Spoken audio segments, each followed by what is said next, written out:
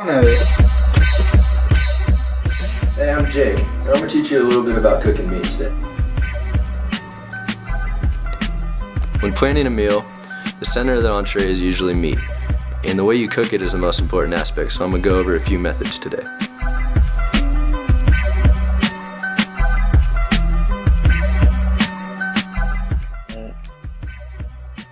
When you talk about cooking methods, there are two main categories that the methods can fall under, which are dry heat cooking and moist heat cooking. Dry heat cooking refers to any cooking method where heat is transferred to the food item without moisture. Something that commonly gets mixed up is people don't realize that deep frying and sauteing are in fact forms of dry heat, because you are either cooking with fat or oil, which really does not mix with water. It is also true that dry heat is preferably used for your more tender cuts of meats.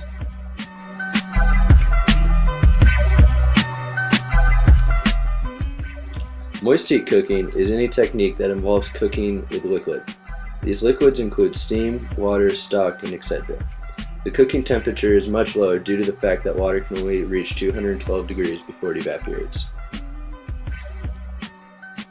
With these two types of cooking, dry and moist, there is various methods for each type, and each method has a different purpose and is recommended for different and specific types of meats.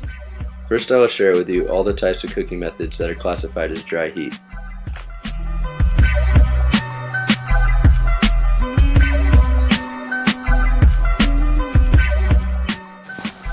Alright, right now I'm preparing some chicken and some hamburger.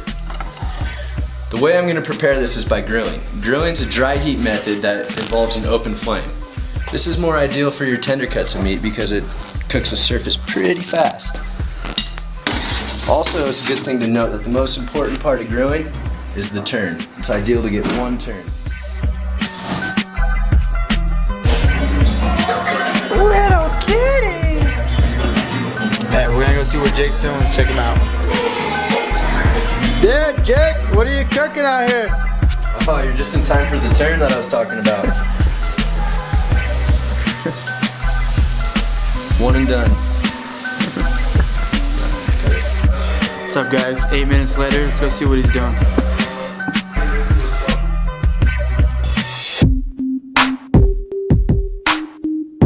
Jakatron, what are you building over here? Just in time, we're taking off the patties. About to flip the birds.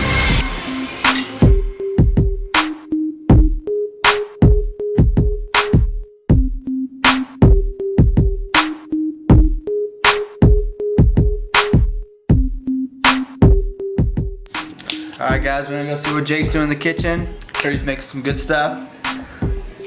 Jake, what you got going over here? I'm about to saute up some steak. And I'll tell you about sauteing. It's another dry heat method. And a few things to remember is you want to get your pan as hot as you can. Use a little bit of oil. You don't want to overcrowd your pan because it'll dissipate the heat, the temperature of the food, and cause it to steam or boil, not quite saute. The most important thing with sauteing is you want to keep it moving at all times. That way you cook evenly. But also you want to keep your pan hot, you know? Keep it hot, guys. One thing to remember.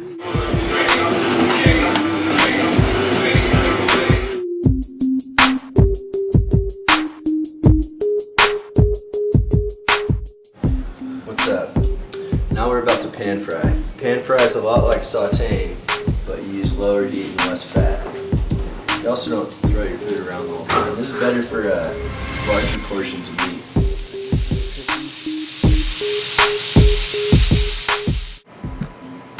The last dry heat method I'm going to be talking about today is roasting and baking. Roasting and baking means to use hot air to cook your food, usually down around 300 degrees or hotter. The main thing to note when you're roasting or baking is in order for it to be considered baking, it has to be uncovered, so you're using the hot air to cook the food, not the steam.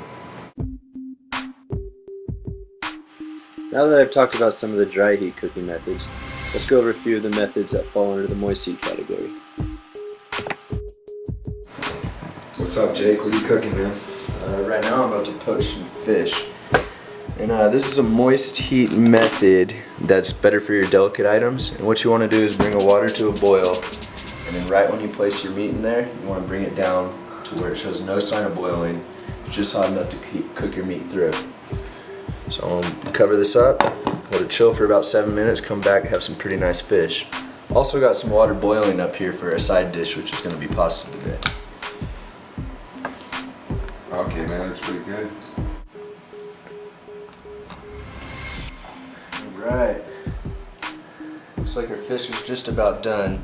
You can tell by the firmness of the fish and by the coloring, it's white all the way through. So, our fish is complete. A little bit too complete.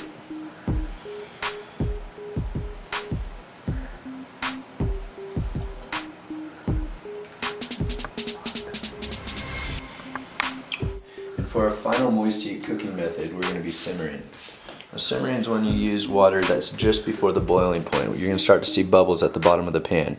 So what I got in here is some red wine and some onions. I'm going to place my brown meat in there.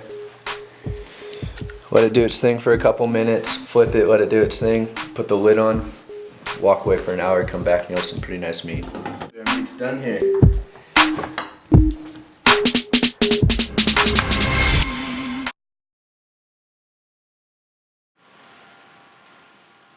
Alright, so that wraps up everything I wanted to talk about. Thanks a lot for watching.